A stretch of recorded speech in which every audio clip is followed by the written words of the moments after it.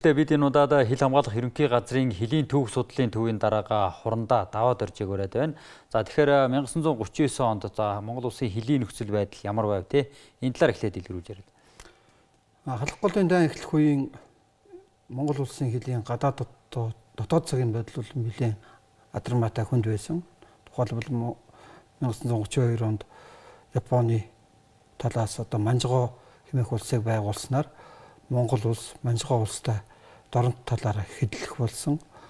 Үүний зэрэгцээ 1930-ад оны ихээр Япон баргын талаас газар нутгийн маргаан гаргаж 1000 гаруй айл өрхийг Монгол улсын хил давуулан нутаглуулсан. Мөн хорлон сүйтгэх, тагнуул хийх зорилгоор жижиг бүлгүүдийг илгээх болсон.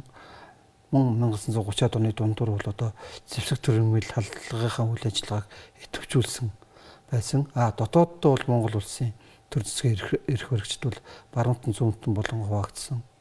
Энэ үед бол гадагш дөрөх хилээр дөрвж гарах дөрвөстийн хөдөлгөөр чимдсэн хэлгэц гараар нааш цааш зарчигчдын хөдөлгөөн үйл ажиллагаа идэвхжүүлсэн. Нэлээд хүнд онд жилүүд байсан.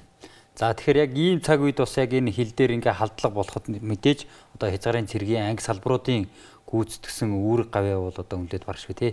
Энэ талаар бас халах голын дайнд бол Тамсаг хөлгийн отроод, Хэрлэнгийн отроод, Ингэр шандын отроод гэсэн ийм 3 отроод оролцсон байдаг. Тухайн үед бол нэг отродын хүч хэрэгсэл бол 1200-аас 1500 орчим хүч хэрэгсэлтэй байсан. Ялангуяа халах голын дайны хамгийн хүнд хүчлийг үүрсэн отрод бол алхын голын отрод. Энэ отродын чогдон даргатай Сүмрийн 6 дугаар став, 7 дугаар став Төмөр отрод даргатай став байсан. Уг алхах голын дайны фронт бол уртааж 80 км, өргөөшгөө 30 км хэсэг газар оронд энэ Баян бүрдийн отродын энэ 2 став бол байлдааны хамгийн хүнд хүчийг үүрч онцгой гавьяа байгуулсан байдаг. Тиймээс чинь отродын хилчдийг төр засгийн шагналаар байлдааны хүнд даалгавар биелүүлсэн учраас олон хүмүүс шагнагдаж баатар цолтон төрөн гарсан байдаг. Яг энэ отродуудын зэр зэвсэг хүн хүчний хувьд ямар байсан?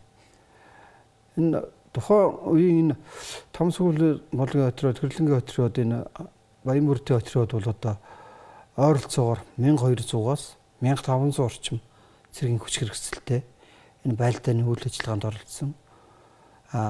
Хилийн ставууд нь бол хүчжүүлсэн сумангийн тийм ээ, зарим ставууд бол Монгол Ардын хувьсгал цэргийн хүчжүүлсэн сумангаар хүч нэмэгдүүлсэн ийм хүч хэрэгсэлтээр байлдааны үүрэг даалгаврыг гүйцэтгэсэн. Тухайлбал Чогдон Баатрын став бол Монгол Ардын хувьсгал цэргийн шарав даргатай 120 хүнтэй хүчжүүлсэн сум ставын бие бүрэлдэхүүнтэй хамтран байлдааны үйл ажиллагаанд үүрэг гүйцэтгсэн.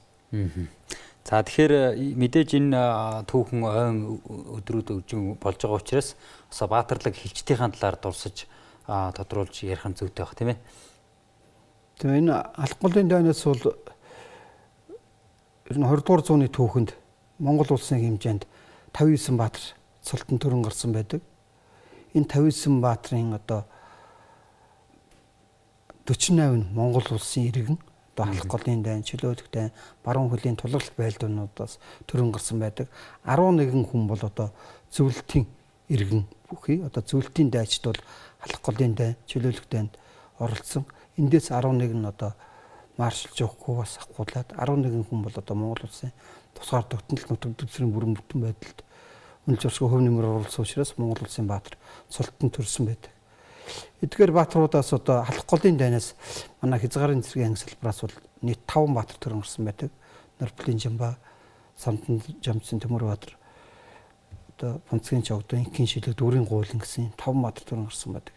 Эдгээр 5 баатар бол тухайн дайны тавигдсан тийм ээ, байлдаанд тавигдсан үүрэг даалгаврыг үлгэрч эрэлхэг зөргөөр биелүүлж цэрэг дайчид дундаа бол үнэлэгдэж, хүнлэгдэж, дом дэрэгдэж байсан учраас энэ хүмүүс бол 5 баатар төрсөн байдаг. Үүнээс гадна эх орныхоо өмнө нэрлэхээр тулдж яваад амир хүчсэн байлдааны даалгавруудыг удаа дараа биелүүлж их орон ард түмдээ гавьяа явуулсан олон эрэлхийг хэлжд байдаг. Тухайлбал Молмын гаасурн, Туван сүрэн, Бадам, Борын цэвжин нарын олон арван эрэлхийг хэлж төрөн гарсан байдаг. За баярлалаа. За баярлалаа. За үзэгчдээ бид өнөөдөр хил хамгаалах ерөнхий газрын хилийн түүх судлалын төвийн дарга хурандаа даваад орж өгөрж энэ эрэлхийг хэлчихэд болон хилийн нөхцөл байдал одоо 1930-аад оны үед 39 40-ад оны үед бол ямар байсан талаар бас тодруулж ярилцлаа.